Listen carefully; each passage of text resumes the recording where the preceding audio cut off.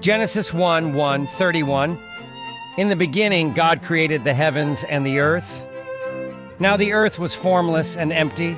Darkness was over the surface of the deep, and the Spirit of God was hovering over the waters. And God said, "Let there be light," and there was light.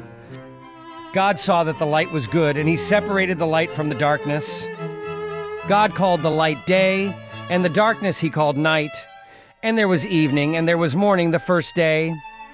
And God said, "Let there be a vault between the waters to separate water from water." So God made the vault and separated the water under the vault from the water above it. And it was so. God called the vault sky, and there was evening, and there was morning the second day. And God said, "Let the water under the sky be gathered to one place, and let dry ground appear." And it was so. God called the dry ground land, and the gathered waters he called seas. And God saw that it was good. Then God said, "Let the land produce vegetation, seed-bearing plants and trees on the land that bear fruit with seed in it according to their various kinds." And it was so. The land produced vegetation, plants bearing seed according to their kinds, and trees bearing fruit with seed in it according to their kinds. And God saw that it was good. And there was evening, and there was morning the third day. And God said, "Let there be lights in the vault of the sky to separate the day from the night, and let them serve as signs to mark sacred times and days and years. And let them be lights in the vault of the sky to give light on the earth." And it was so. God made two great lights, the greater light to govern the day, and the lesser light to govern the night. He also made the stars. God set them in the vault of the sky to give light on the earth, to govern the day and the night, and to separate light from darkness. And God saw that it was good.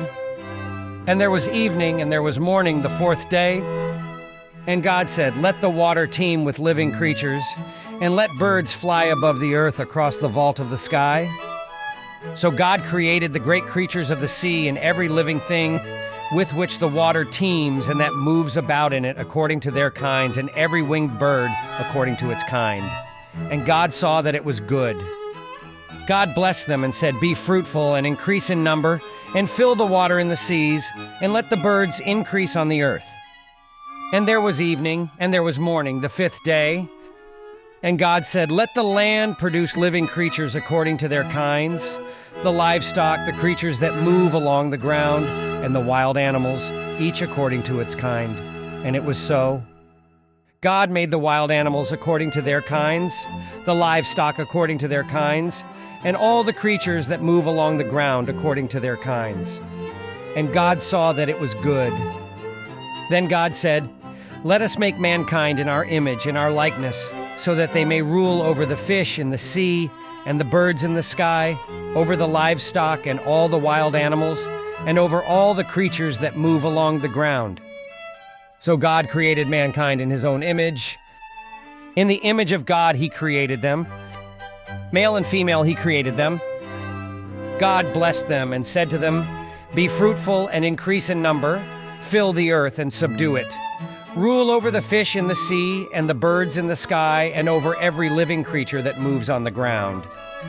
Then God said, "I give you every seed-bearing plant on the face of the whole earth, and every tree that has fruit with seed in it. They will be yours for food. And to all the beasts of the earth, and all the birds in the sky, and all the creatures that move along the ground, everything that has the breath of life in it, I give every green plant for food." And it was so.